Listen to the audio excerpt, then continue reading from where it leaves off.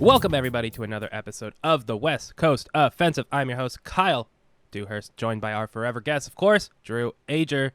This week, what a Monday Night Football game. Raiders going up against Baltimore in Las Vegas. That stadium was popping. I'm sad that I am a little too poor. Tickets dropped down to like $200 for nosebleeds, and that's still pretty expensive for nosebleeds, but what a game to potentially have gone to. That stadium was rocking.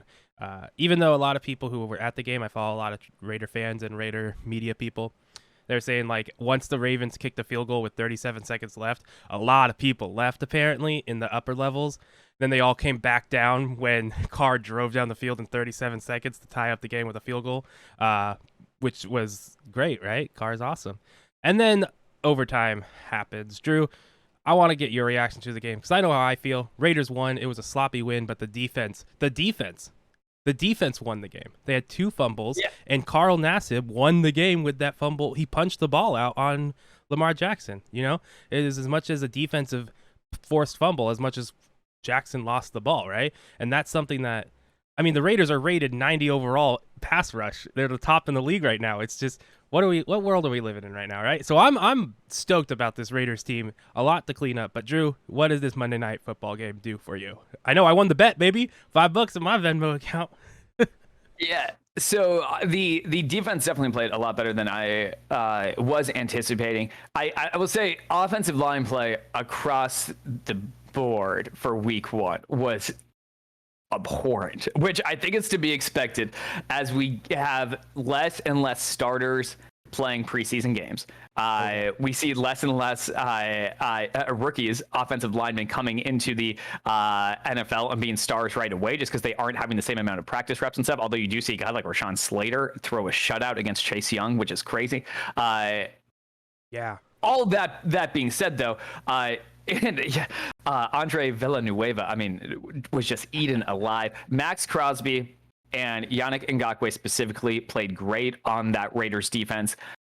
I am still wondering if they're going to be able to do this the entire season and be able to put that amount of pressure. But the fact that they were able to do that against a guy like Lamar Jackson especially, I think really shows a lot. The offensive line play was a disaster, and they still did give up a bunch of points. I think that's the big thing is that like the Raiders defense was just really hot and cold. You had a couple amazing plays, you had a couple amazing drives, but the Ravens, especially early on, were still able to finish a lot of what they were starting. At the same time, I think you had the Raiders offense where, especially in that first half, they just couldn't do anything. I have no idea what the offensive game plan was in that first half. Just throw to Darren Waller every play. Just throw around him and hope for the best. Yeah, it was kind of weird. It didn't even look like Derek Carr was like looking for other receivers. Josh Jacobs should not have been on that field. I don't know. Like if he was that injured, just keep him out. He was so ineffective. Yeah, he was. But he did score. I mean, he didn't score a lot of yards, but he did have the 15-yard scramper was good. Like the punching it at 2-yard line, whatever. You're a running back. Do that. Good job. But the 15-yard, I was like, okay, cool. He's okay. He's not that injured. It's just he was sick, and I think he wasn't feeling great. But he should have. I agree. Like Kenyon Drake, but that's also why Kenyon Drake was signed, right? If we don't have Kenyon Drake, we have Trey Vargas because our other Richard's injured right now, and that's a rookie guy who looked good in the preseason, but like, what would we have done? And I just want to say, Kenyon Drake, great signing. This is what we wanted out of him. It's when Josh Jacobs can't punch the ball over and over and get those chunk yards, you got Kenyon Drake coming out of the back of your field. It's a whole new element. I love it. Sure, but with Jacobs, you still had that injured toe. He had to change his shoe during the game, and I think that you're going to see like, especially in week one, if he has one 15-yard scamper, right? So we're saying like he had one productive play really during that game. If that's the case, I would just rather have him sit and rest. They won the game, and maybe that doesn't happen if he doesn't play.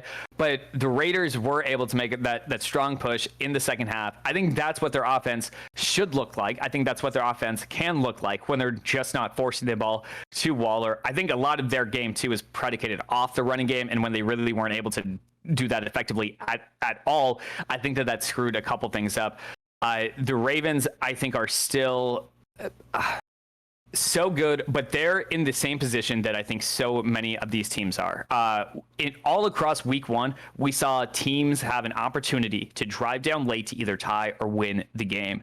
And obviously, we have guys like Mahomes and Brady do that we expect to. But even give Dak Prescott credit. Even though the Cowboys ended up losing that game, inside of 2 minutes, Dak Prescott drives his team down to kick a field goal and tie that game. Like, Dak Prescott did what he was supposed to do. Baker Mayfield falls over and throws a pick, right?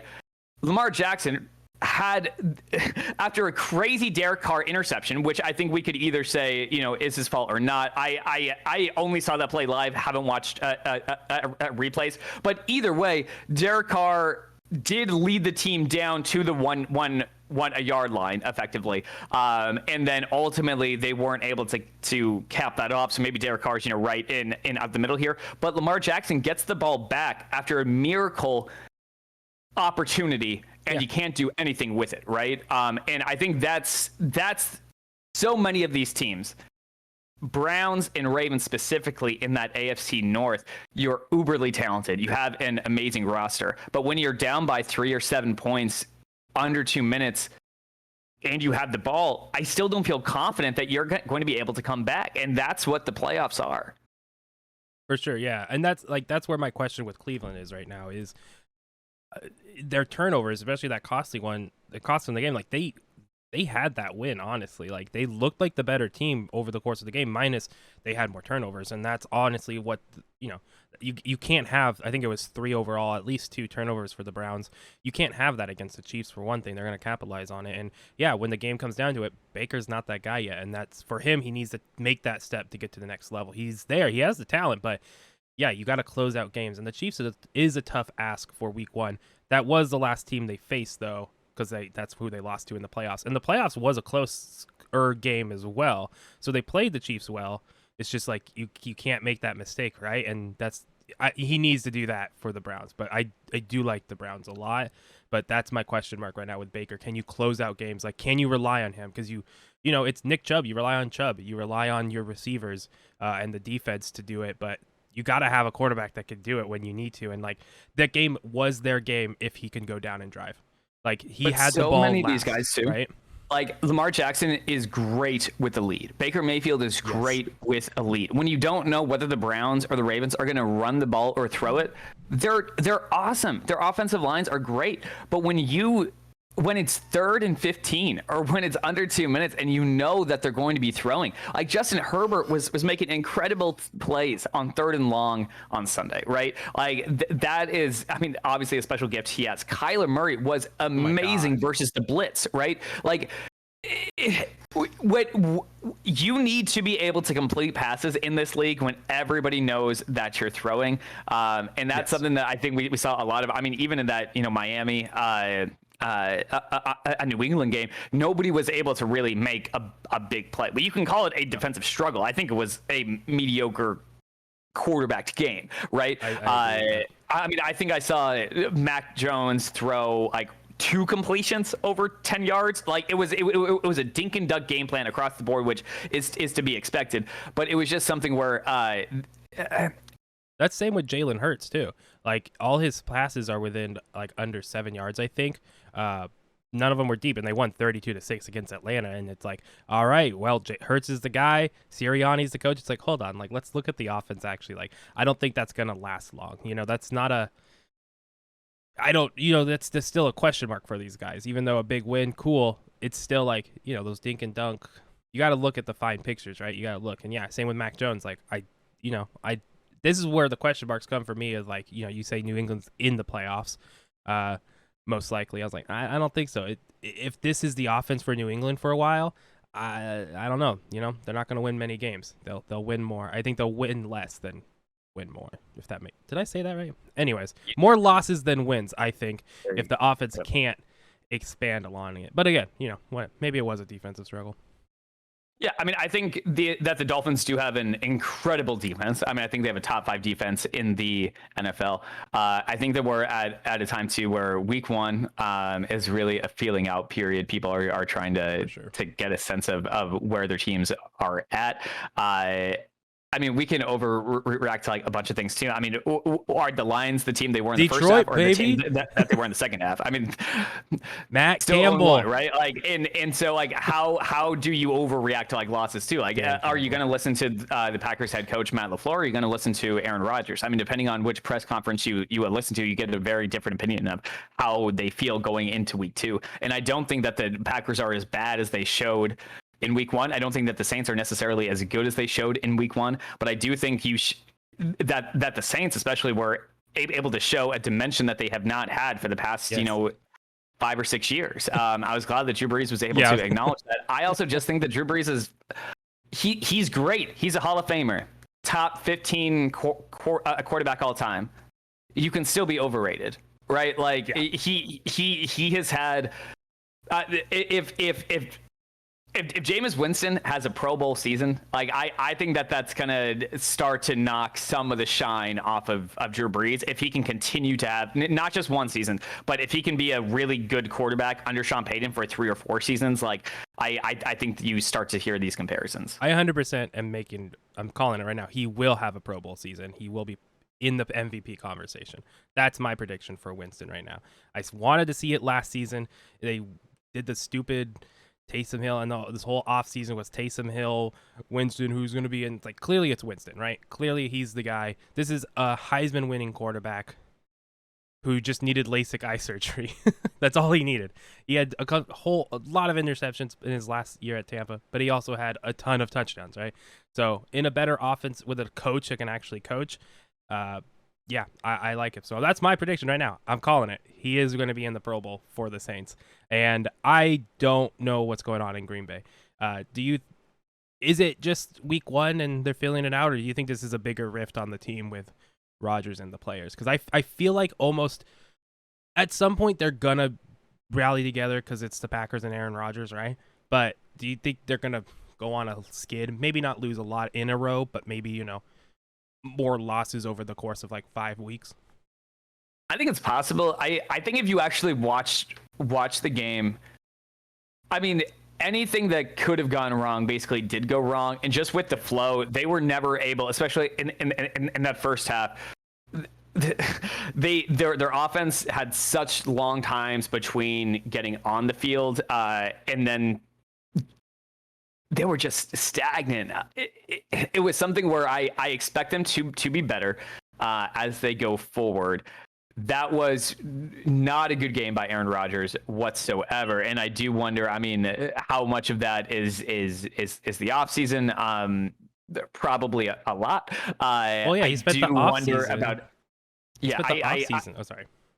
I do wonder about a guy who contemplated seriously a retirement this year, where his head's at in a competitive space coming back into this year. At the same time, though, just like on paper, the Packers are significantly better than what they should have been.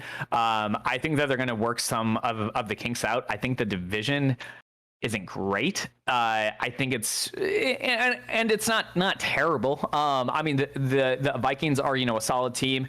Bears, especially with Justin Fields, could be a really solid playoff contending team. The Lions in the second half scored a bunch of touchdowns, right? Jared Goff also had a pick 6, right? So there's lots of things that you can look at, but it does look to the Lions' credit. I will say I still think that whatever knee eater's name is Dan Campbell. They're gonna bite them at the kneecaps. Is a joke, and I think that the Lions are going to be terrible this year as far as a win-loss record goes. It does look, at least in week 1, that the players are playing really hard for him, and that was something that you saw with a couple clips in training camp, which I think get overblown and stuff. It does look like the team has bought into what Dan Campbell is serving. Yep, and that's what I said. Like, he's just going to be that middle of the pack. He's going to get them to be competitive.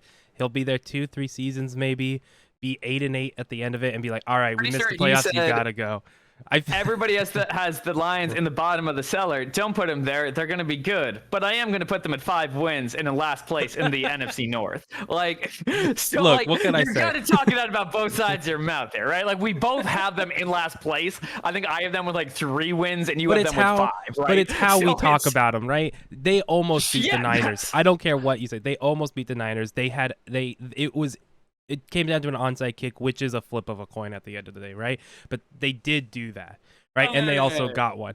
Okay, whatever. You know, flipping the coin is a 50-50 chance. Onside kick is about like a 1.2%. I think chance. onside kicks are absolutely dumb. I think it should be 4th and 25 and get it. Or sure. But you know, I digress. That's a different thing. I completely agree. But the idea that like onside kicks are so ineffective with the way that they changed it now that they should it doesn't make sense, right? So either change the rule back or do 4th and 20 or some way where they can get the ball back. But if they're gonna make it so the onside kick is such a low percentage, like it just doesn't make sense. Yeah, no, and it's exciting when it does happen, but like it's almost artificial excitement because it's never happens, right? And I don't know. It's one of those weird things where it's like if you're kicking an onside kick, like I knew Detroit was probably losing, right? You know, I was watching that game live on Red Zone, and it was like, all right, whatever. Like they already got 1 onside kick. Are they gonna get 2? That's insane, right? That's a huge change if they do get it. But I digress. Yeah, I'm curious to see what the Lions look like going forward because who they got this week 2? Let's see. Yeah, I'm hesitant to say after 1 week that it's like a new culture and stuff. Man. Maybe I am totally proven wrong. I don't know. Hey, next week's a big matchup. They're on Monday Night Football against the Packers. Can't believe they put Detroit on Monday Night Football. They gotta get Dan Campbell. I'm actually really excited about that game. Yeah, I do think, especially with the Packers' woes, like I do think Detroit can take this game, which is something I didn't think they could win against Green Bay. But if the same issues happen with Green Bay, I think it could. Like I think if Green Bay cannot press the quarterback, we can talk about Aaron Rodgers all we want to, but the game was like 17-0 before Aaron Rodgers like barely touched the field, right? Like the defense, if you give up 38 points, odds are you're not going to win that game anyways, right? Like the defense was like absolutely just god awful, and so they have as much stuff to clean up defensively as they do offensively, right? So I don't worry about Aaron Rodgers against that Detroit Lions defense. I do worry about the Green Bay Packers defense. The Lions offense isn't great, but if you give Jared Goff time, with he can be effective. Of course, I think we both kind of feel, and maybe you a little more strongly, that Jared Goff is a product of Sean McVay. His success is more attributed, and maybe, I don't want to speak for you maybe, but I think we're more in like, it's more of a conversation than like Brady and Belichick, right? That relationship with Sean and with McVay and Goff, it's more of a conversation like, who actually did who? And now he has Stafford, and that offense looks has a whole new dimension, right? I am impressed. I kind of criticized the trade and I didn't think it was going to work out. Week 1, it worked, right? And I'm excited to see that offense keep going. But I think Jared Goff is underrated across the board. I think people have like trashed him because of, I'm not really sure why, because the Rams have had, the opportunity to go further in the playoffs or to win a Super Bowl. I don't think that he's, Tom Brady, but I think he's on that verge of like, could be, 2 or 3 time Pro Bowler in his career, and then, a pretty good starter. Alex Smith type. Yeah. I think he's a quality NFL quarterback, and I don't think that there's anything wrong with that. I think that looking in the NFC North, I think it's interesting that you have potential one of the greatest arm talents of all time in Aaron Rodgers, but he's on his way out. Both of us really like Justin Fields and think he's going to have a solid NFL career. But then you have Kirk Cousins, and you could make the argument Jared Goff's they're similar and very different, right? Right. So I think that Jared Goff has been dragged through the mud. I think he is is fine. He can be a starter in this league, but I don't think that he's going to be like a guy that's going to be carrying you to a Super Bowl or anything like not that. at all. And yeah, I remember. I kind of forgot what I was going to say, but yeah, he is a quarterback that got to the Super Bowl, right? And he does have that playoff experience, whether it's him winning the game with his talent and arm and stuff, or if it's more the scheme and whatnot. But overall, like he is, and I think what's going to stop Detroit is their defensive problems. You know, their draft pick last year, Okuda, I think I said that right. I might be wrong. Yeah, he tore his ACL. Yeah, he tore his ACL, and he had a rough 2020, and then it's like, damn. Yeah. So like, and I'm not saying he's a phenomenal player, but it is something like you wanted to see him take a next step, right? That was a player high draft pick where it's like, ooh, can he be it? And it's like second season, he's out. It's like, dang, like now we don't even know if he could have taken the step, and it does hurt that defense. I'm not saying that he was gonna take a step, but it was something I was watching with Detroit. Like, all right, 2020, a weird offseason. Let's see if you get that full offseason. You have a year. Let's see if you can put it together, because he is a draft pick that was a high pick, right? Of course, now we won't even know. So like, that's my question for Detroit, is their defense. And like, Jared Goff on the Rams had a defense, and they still couldn't punch it all the way in, right? So you're telling me he's going to find a lot of success? Probably not, but I do like what I see out of him, and I think it fits for Detroit. But their defense, I think, is going to be the hindrance. Yeah, well, and I think Jeff Okuda is just a massive bust at this point. Penei Sewell, I think, was a great pick in the first round, but he also fell into their laps. Like, I don't really give the Lions a ton of credit necessarily for having him fall there, and I kind of feel like Dan Campbell took him because he was the biggest guy on the board. So we'll see what that looks like. Kneecaps. No one's biting his kneecaps off going forward. Yeah. Yeah, I just think that the Lions are we'll see. We'll see. Yeah, but I mean, it's weird that we're talking this much about a team that both of us have being in last place in the division. I think they're exciting, though. The whole division lost, or maybe not. I don't remember. I think like the Cardinals are a team that I think might be in last place, and I just think it's exciting because you're like you think Dan Campbell's a joke, and I think he's actually going to help the franchise get better in a weird way, in a different way, in a way that's not win-loss, but in attitude and changing the culture, because that's something that the Raiders had to do, and that's what Jack Del Rio did. He started that shift, and that's when they started actually taking themselves seriously, and now we're here where we're here, and they're winning games late where they keep losing. They have 37 seconds left. They go to tie it. They get the ball. They score a touchdown. It's called back. They throw a pick. They get, and then somehow they get the fumble, and they still end up winning. Like, usually that's the Raiders that the moment the field goal's kicked with 37 seconds left, game's over, right? That's something new. So I do think that culture change is good. This is like a long-term thing for me. I'm going to be keeping my eye on Detroit, and I'm excited. Yeah, I can't wait when Dan Campbell gets a Super Bowl berth in Detroit. I think it's weird to still be attributing Jack Del Rio on a culture change 4 years into a John Gruden makeover here. Yeah, you got to look at the big picture, right? You got to look at the big. When you're talking about culture, it's a big picture for these franchises that have historically picture, but there's been, not been multiple good. Head coaches since then, right? Like Jack Del Rio. I mean, there was the interim, and then John Gruden. Okay. So, yeah. So it was Chuck Pagano, I think, was the interim after Del Rio, and he buried a football or something. Maybe that was Jack who buried the football. Someone buried a football ceremoniously in Raiders training camp. I want to look at next week's games in week 2. We talked a little about Monday Night Football, but are there any? There's a game I want to talk about specifically. It's the Baltimore and Kansas City, and that's Sunday Night Football this week. Do you think Baltimore can respond? I know they have a ton of injuries. They had another one on their line. I think Mark Andrews went out for a little bit. I think no, he should be back in though. But on their line, how do you think that game's gonna go? Is it gonna be a good game? I really think Kansas City might just roll over them. Yeah, I mean, we had them on a Monday Night Football game last year. I think Kansas City is better. I think that their offensive line is terrific. I think that Clyde Edwards-Helaire is looking phenomenal in his second year. I love the Chiefs going forward. I mean, there was never a moment in that Cleveland game where I didn't think the Chiefs weren't going to win or come back. Yeah.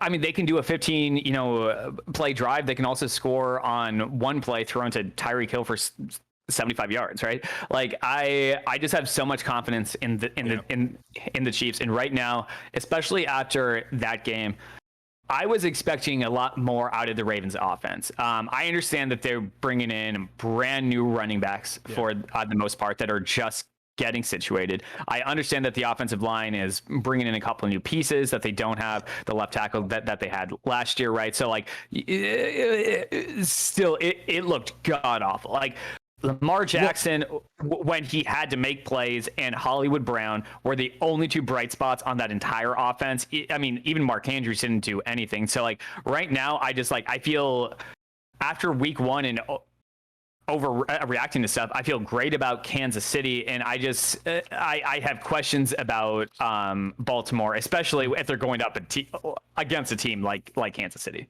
Yeah, I mean, and the Raiders blitzed twice the whole game, and they got pressure on over 50% of the snaps. So the pass rush was just getting there with 4 people, and I do think that is attributed to the issues on that Baltimore line. I think that's something going forward is, the only reason the Ravens were in that game was because of Lamar Jackson, right? He escaped multiple sacks. He ran for a couple yards, just a few. He ran for a lot of yards. He carved up that middle of the field running the ball. So without that though, like that team did not have time. So if he is staying in the pocket, that's not a good team, right? So how long can that last, right? Especially with a team and the defense for Kansas City, who probably can contain a little better than the Raiders right now. So I think it should be fun and exciting, but I'm not looking. I do think Kansas City is going to take this one a little, almost not easily. Like I said last week, Raiders easily won, right?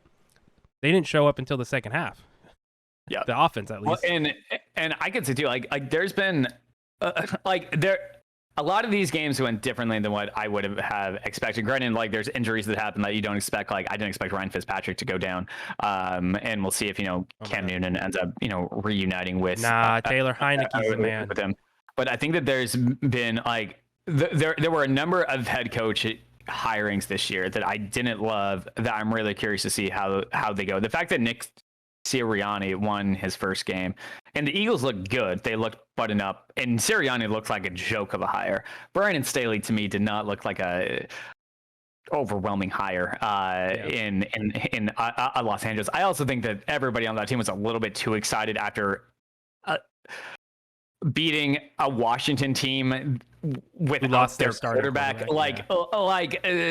Calm it down a little bit. Yeah. But hopefully these guys are able to prove me wrong about a couple things. But yeah, if you are not good doing press conferences, and I understand that that's a different job than being the head coach, but this is something that Colin Cowherd talks about a lot. Like, it's weird for me to have confidence in you when you don't seem to have confidence in yourself, right? And for a lot of these guys, like, it's just especially knowing who the owners are, I get more of a feeling that they're hired because they feel like they can be controlled more than they're hired because they're a great football mind, right? Exactly, yeah, and that's why I'm like, yeah, good win, 32 points on the Falcons. Congrats. I think the Falcons are going to be the worst team in the NFL probably. They'll be right down there, I think. Like Jacksonville. Yeah, like Jacksonville too. Hey, Trevor Lawrence. We didn't even talk about Trevor Lawrence. He looked okay. Made some really good throws and then made some really bad throws into coverage, right? It's the first regular season game that he's ever lost. Which is insane, right? I was watching. I was like, that's a crazy stat. He's only lost playoff games or championship games. 4 losses. Yeah, and now the first game in Jacksonville lost, which makes sense. Like, come on, he was always going to lose a regular season game at some point. And Jacksonville is just so far away from it. This is a year to just protect Lawrence, get him that experience in the huddle, let him take command of the team this year, and then you got to draft more people. There's just no one on that roster on the offensive side that can really, really help him. He's by far probably the best player on the offensive side. Yeah. So when even you're not going to go far. Bengals drafted Jamar Chase, right? Who had a great. Did you see his quote where he said, "It's hard to catch the ball because there's no white line. It's a different college ball." And everyone's like, the comments on that post were very funny. They're like, "What the hell? You don't know how to catch the ball." He didn't. Yeah, it was weird. But Burrow still got sacked 5 times, right? Yeah, and that's not Like good. that's Even this after is you lose basically the him. same thing that I said about CeeDee Lamb last year. Like CeeDee Lamb is phenomenal. He's arguably right now, a top 15, top 10 receiver in this league. He is great. But you already had Amari Cooper and Michael Gallup, and your defense sucked, right? And this is the same thing. Like you could have added a huge offensive lineman to this offensive line to help Joe Burrow. So like, cool, 5 catches, 107 yards, a touchdown. Jamar Chase had a great first game. I don't like the fact that Burrow was sacked 5 times. And I didn't watch a lot of this game, so maybe a lot of this is on Burrow. Maybe he is not getting rid of the ball fast enough or what. Either way, that's something that you have to coach out. You have invested so much, even though he wasn't sitting in the chair in that stupid promo video they had. It is stupid to me how the Bengals are handling Joe Burrow and just letting him get mauled back there. And I think it's a matter of time if this continues to happen before the other shoe drops and he ends up, pulling an Andrew Luck. It's for sure, right? Like, yeah, that's what we said last year when they drafted him. We're like, that's cool. We we want to see him, and he passed the eye test, right? But no offensive line, and ultimately he went out, and then it's the same stuff happening. Like 5 sacks in a game is not good for a guy who has a lower leg injury last year that sent him out of the season, and now you're not protecting him. So hopefully, Minnesota I think does have a pretty solid front, but it's not like it was the last couple of seasons. It is a little. I think they're good. They're good, but it's not the same, it's right? Not Washington. So, it's not exactly. San Francisco. Like who's their star rusher, right? I don't. Yeah. Everson And I think Griffin? you could even make the case, and this is what we've talked about, Kyle, before, and that division specifically. Like the Browns have an elite defensive line, or at least they have elite defensive edge rushers, right? The Ravens have a solid pass rush. Pittsburgh has a great defense that just overtook Buffalo, right? And Buffalo's offensive line isn't terrible. It's not great. Like it's very middle of the pack, but like Pittsburgh's defense is real. I do think that the Bengals are fun to watch. At the very least, they are, because of Jamar Chase and Joe Burrow and Joe Mixon, they are able to be put on TV. Where like, man, Jacksonville, you take Trevor Lawrence off that screen, like I think you would have to pay me to watch a Jacksonville game. Yeah, that's the only reason I watched it. And even then I put it on as my second game, just casually watching it. Just I did want to see Trevor Lawrence, and I watched him when he had the 3 picks. And I was like, okay, that makes sense for Jacksonville. But he did respond, and when I actually did watch his touchdown throws, they were good throws, right? He still has the arm talent. It's just offensive line stuff. I think that's the problem with all these rookie quarterbacks. Which just I worry about the offensive line, right? 4 rookie quarterbacks started. Do you have one that you think performed the best? Justin Fields got in, scored a touchdown. Trey Lance got in, scored a touchdown. I don't think you can. I don't really count them. I don't count Trey them Lance, at all. and but Justin Fields. Yeah. I did see people include them, and then even Trey Lance got it done, and I was like, no, he didn't get it done. He walked in for 1 play and scored a touchdown. It doesn't count. Like that's cool. It's a package for him. Good job. You still made the throw, right? But it is what it is. But the other 4 quarterbacks who all got the start, how do you think? Do you want to rank them, or how do you feel about those 4? I like what Zach Wilson did. Again, offensive line, though, is the issue. And ultimately, you got beat by Sam Darnold. Yep. That's what was the funny thing to me. That's the one game, I'll be honest, I haven't seen any tape of yet. I just haven't had time. So I really don't know. I couldn't say anything about Zach Wilson. I think Mac Jones did most everything that they asked him to do. Lance and Fields, I don't really think you can say anything about. And Trevor Lawrence, I think, is just so hard to grade because he is nothing around him. Even I would extend that to like the offensive coordinator and stuff too.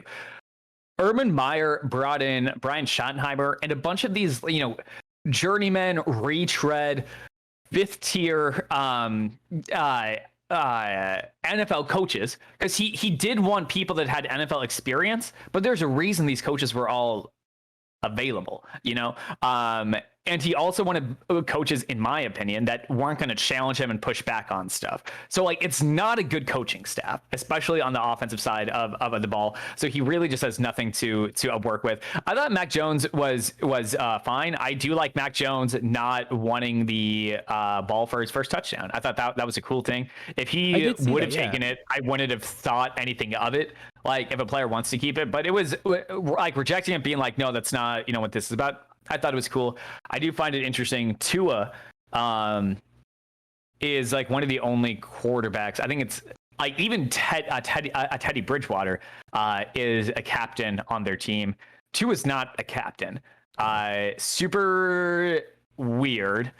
I think that the Dolphins are in a really interesting place, and while there were, there's always a couple plays I think Tua does a great job with, but I think he's a left-handed Baker Mayfield to me. Yeah.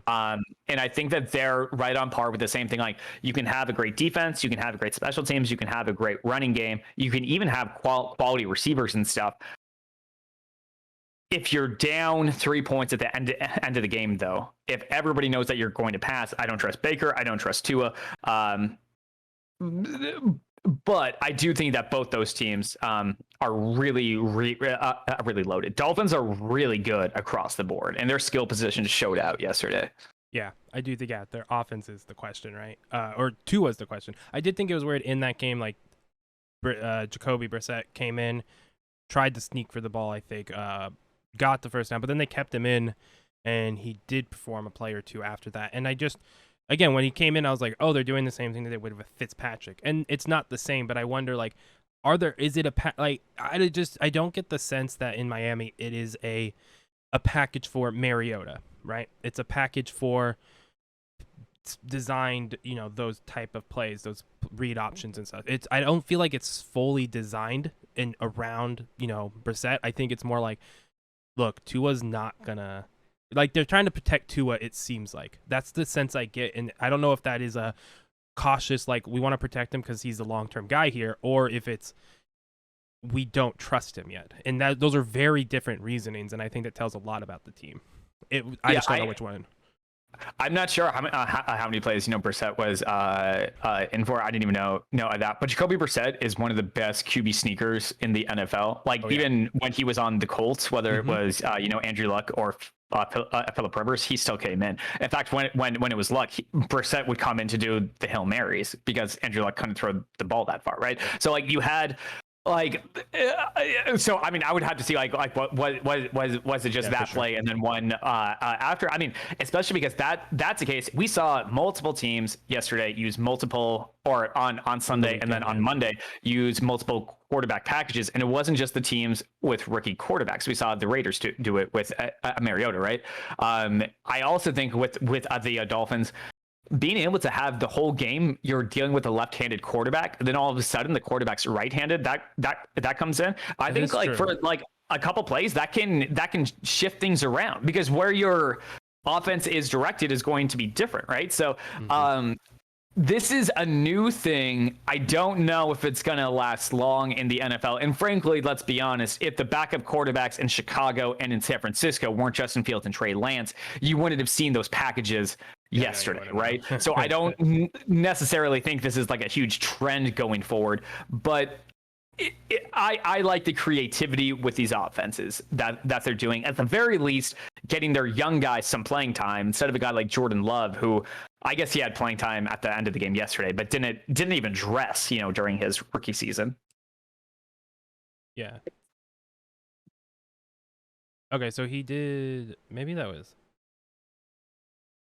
Why are they showing me highlights from last year? Okay, it said he threw it to Brissett, threw a touchdown. I was like, that's not right. So no, he just ran for a couple of hours. I think he took a sack at one point. I just remember him coming in and staying in longer than I was like, huh.